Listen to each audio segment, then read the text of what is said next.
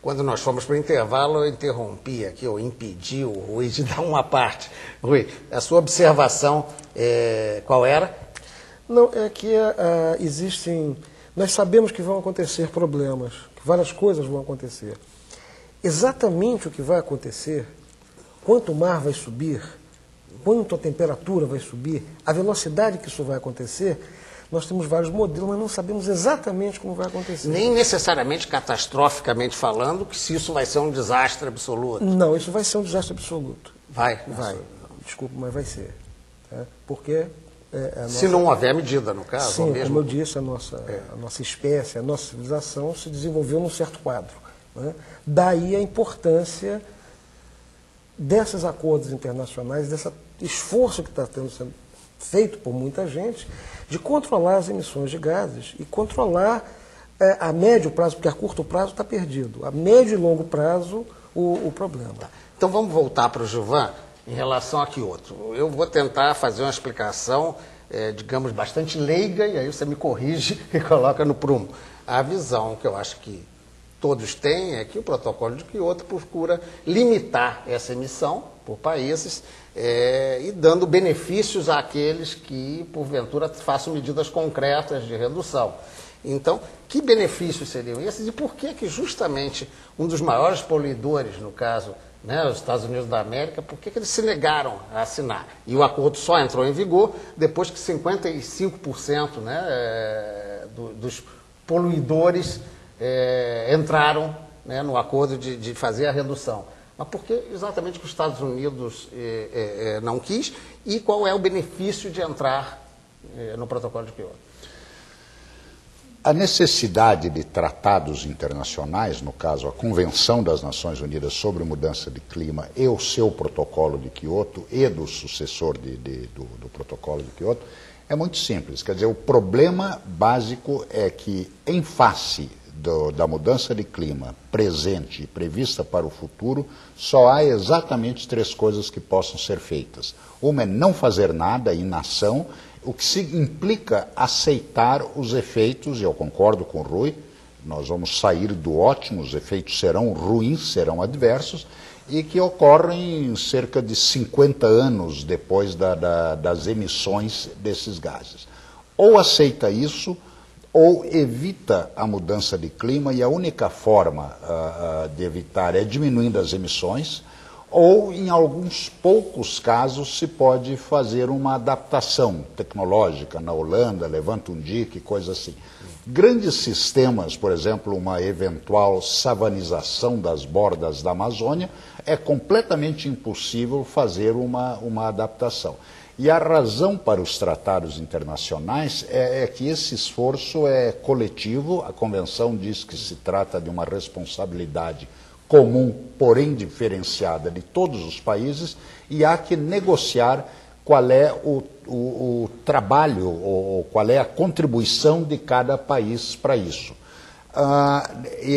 Essa negociação, por causa das implicações econômicas, que tem encontrado dificuldades. O protocolo de Kyoto não foi objeto da ratificação dos Estados Unidos e no momento se começa, o primeiro-ministro Tony Blair convocou uma reunião de chefes de Estado e governo, agora para julho, do G8 estendido para conversar sobre o futuro, o chamado pós-2012 ou pós-2012. Que é o fim do mecanismo aprovado. O problema não vai desaparecer e algo precisa ser feito. A negociação diplomática, os tratados, trata da repartição do ônus entre os países, e que é uma negociação dificílima. Ou seja, aquele país que os Estados Unidos, no caso, pode comprar bônus ou pagar projetos de despoluição, mesmo que ele não despolua, é uma forma compensatória. Poderia ser uma explicação razoável para o entendimento do acordo? Isso é o nome no protocolo de Kyoto, chama-se Mecanismo de Desenvolvimento Limpo, é uma coisa válida, é um mecanismo de compensação pelo qual, não só envolvendo Estados Unidos ou Brasil, ou mesmo dentro do mesmo país, se pode fazer uma compensação da redução de emissões em um projeto ou em outro, com o objetivo de diminuir os custos, porque aí a tendência do mercado vai ser fazer com que a redução ocorra onde o custo marginal da redução é menor. Mas isso é um detalhe. O importante é a grande visão, é que nem uma reunião de condomínio, como se os países fossem condôminos do planeta Terra. A piscina está suja, se faz uma assembleia do condomínio para gritar um com o outro, assembleia de condomínio é sempre assim, e depois chegar a uma conclusão sobre quem vai fazer o quê. O grande problema criticado é que um dos maiores poluidores da piscina, no caso, pelo menos mais de 1/4 da piscina, recebe sujeira e vão continuar recebendo das emissões americanas. O governo brasileiro, muito corretamente, há muitos anos e hoje continua defendendo o princípio da repartição do ônus na justa e exata proporção da responsabilidade objetiva de cada país por criar o problema. É um critério. Parece lógico, moralmente defensável. Agora, na prática, essa assembleia do condomínio está mais para gritaria do que para resultado. Certo. Deixa eu pegar um aspecto dessa questão da piscina, como foi o exemplo do Chuvão, e pedir para o Xavier uma avaliação de um dado muito falado. A gente perde na Amazônia, vamos dizer, a parte brasileira, né, nessa emissão de gases, em queimadas, tal, na destruição, cerca de 1 Sergipe por ano, é isso mesmo? Esses dados assim que são relativamente confiáveis, mas um Sergipe, uma Bélgica. Né? Então, o que há é o seguinte, é preciso notar que nós não podemos deixar de ocupar a Amazônia, de uma forma ou de outra, preservando o ambiente ou não. Eu costumo dizer o seguinte, e aqui vai um tom talvez um pouco bombástico demais, mas olha, nós resolvemos este enigma da Amazônia, ocupando-a racionalmente de maneira de preferência, mas ocupando-a de alguma forma, ou então talvez nós tenhamos que lutar por ela.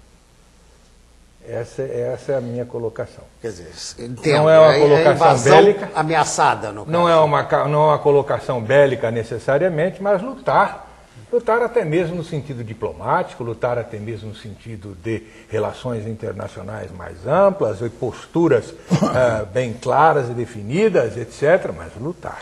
Mas você considera, portanto, que a Amazônia pode ainda ser chamada de pulmão do mundo? Nós sabemos que a questão não é ela especificamente, ela tem um peso não tão grande assim. Eu não quero nem entrar neste ângulo, pulmão do mundo. São colocações assim que trazem para nós uma responsabilidade que eu acho que é excessiva.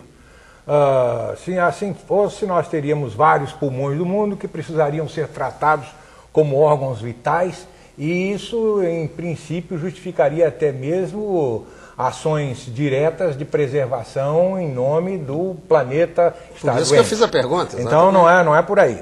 Mas o que eu acho é que nós precisamos usar o território amazônico, os recursos que lá estão, preferencialmente de maneira racional. Mas essas colocações de que nós precisamos preservar, nós temos que deixar intocado, nós temos que fazer o que já foi feito, aliás, a criação de unidades de proteção ambiental, praticamente cobrindo um território enorme, sem como termos condição sequer de fiscalizar isso agora, que estamos adquirindo alguma coisa com o CIVAM, com o Sistema de Vigilância da Amazônia. Isso eu acho que é uma coisa temerária. Não adianta criar unidades de proteção ambiental, entidades do tipo parques, do tipo reservas biológicas, áreas intocáveis, etc., e isso existir apenas no papel. E também não adianta se pensar em evitar, por exemplo, que a fronteira da soja progrida. Ou que a região do sul do Maranhão seja, como já passa no meu tempo de vida, nas últimas décadas, seja, afinal de contas, um local onde a agricultura prevalece e às custas de uma alteração completa na economia local. Eu acho que temos que ocupar aquele território. A Amazônia é o grande enigma da nação brasileira.